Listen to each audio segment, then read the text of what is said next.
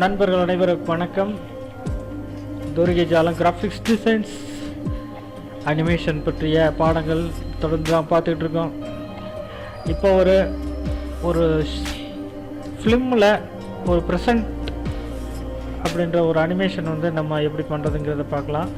பாருங்கள், இங்கே நம்ம இந்த வியூவில் உங்களுக்கு காட்டுறேன். அனிமேஷன் ப்ளே பண்ணுறோம். இந்த மாதிரி உள்ளேருந்து நம்மளுடைய அந்த ப்ரெசன்டேஷன் உள்ளேருந்து வர மாதிரி ஒரு அனிமேஷன்.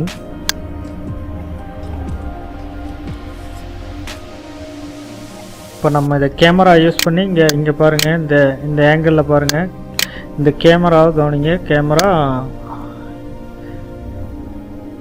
கேமரா முன்ன பின்ன நகர்த்துறது மூலிமா இது இந்த மாதிரி பண்ண முடியும்.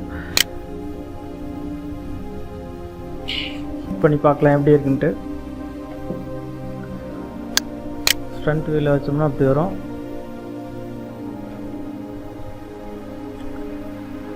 ரெண்டர் கொடுத்துடலாம். இதை செலக்ட் பண்ணி ரைட் கிளிக் பண்ணி ஆப்ஜெக்ட் ப்ராப்பர்ட்டியில் இங்கே நான் இருக்கும் ஆப்ஜெக்ட் கொடுத்துடலாம். கொடுத்துட்டு ஓகே கொடுத்துருவோம். ரெண்டர் கொடுத்து பார்க்கலாம் என்னோடய அவுட்புட் எப்படி இருக்குன்ட்டு. நார்மல் ரெண்டர் கொடுத்து பார்க்கலாம்.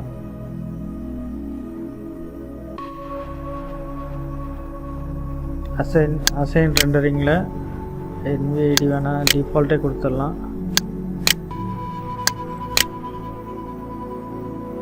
எல்லாமே டிஃபால்ட்டு. ஃபைல் நேம் கொடுத்துடலாம்.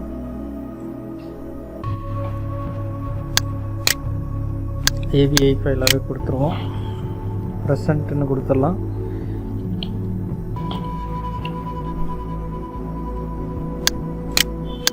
Desktop AVI file.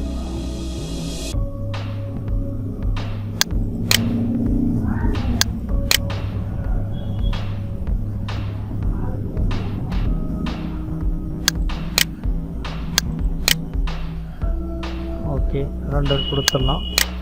Environment எஃபெக்டை of பண்ணி வச்சிடலாம். ரெண்டரில் போய் என்வைரன்மெண்ட் எஃபெக்டில் இங்கே இருக்கக்கூடிய இது ஆக்டிவ் ஆஃப் பண்ணிடலாம். ஓகே, ஆஃப் பண்ணியாச்சு.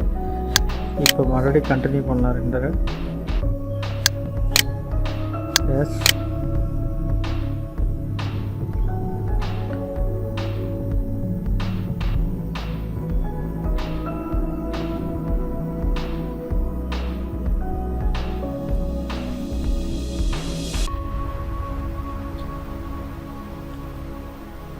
அனிமேட் ஆகிட்டு இருக்குது. அனிமேட் ஆனோன்னா இதனுடைய அவுட்புட் பார்க்கலாம்.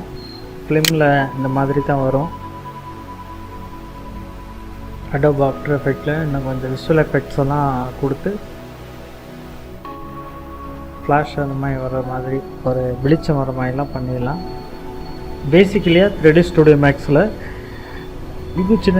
இதெல்லாம் ஒரு சின்ன சின்ன அனிமேட்டு தான் அதில் பண்ணுறது, ஃபிலிமுக்கு பண்ணுறது. இப்போ நம்ம எடுத்துக்கிட்டோம்னா நிறைய படங்களில் பார்த்துருப்போம்.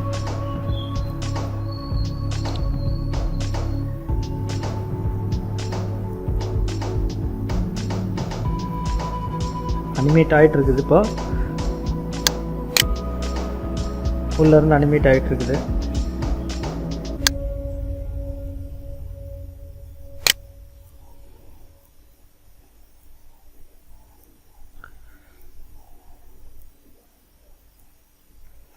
ரெண்டரிங் வேகமாக நடந்துகிட்ருக்குது. எப்படியும் ஒரு குயிக்காக நடந்துடும். ஒரு 1/4 மணி நேரம் அல்லது 20 மினிட்ஸில் ஆயிரும் ரெண்டரிங். ஸோ உங்களுக்கு லைவாகவே இதை நம்ம கொடுத்துருக்கேன். பின்னாடி இருக்க அந்த ப்ரெசன்டேஷனை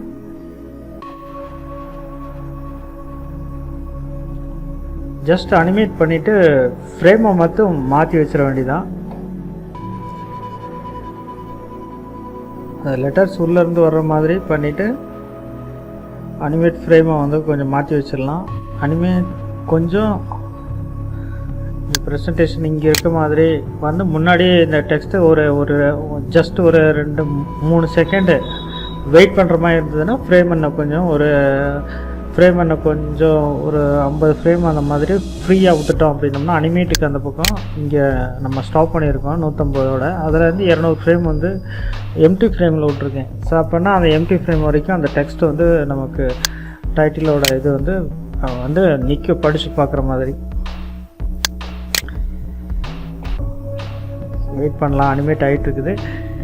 அவுட்புட் எப்படி இருக்குன்றதை பார்க்கலாம். இதில் லைட்ஸு ஓம்னி லைட்ஸ் வந்து யூஸ் பண்ணோம்னா ரெண்டரிங் டைம் அதிகமாக லேட் ஆகுது.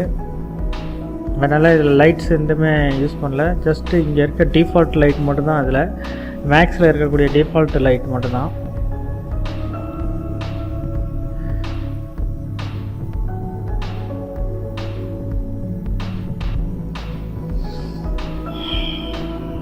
ஓகே, வெயிட் பண்ணி பார்க்கலாங்க.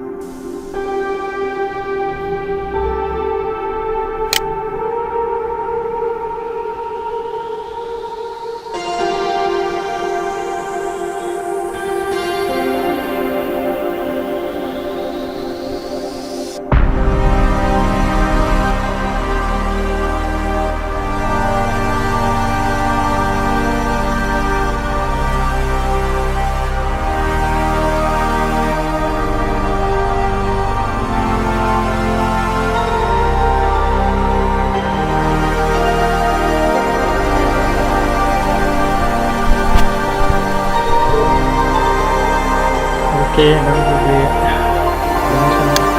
இருந்துச்சு. இதனோட அவுட்புட் பார்க்கலாம். ரொம்ப பிரமாதமாக இருக்குன்னு நினைக்கிறேன். ப்ரெசன்டேஷன்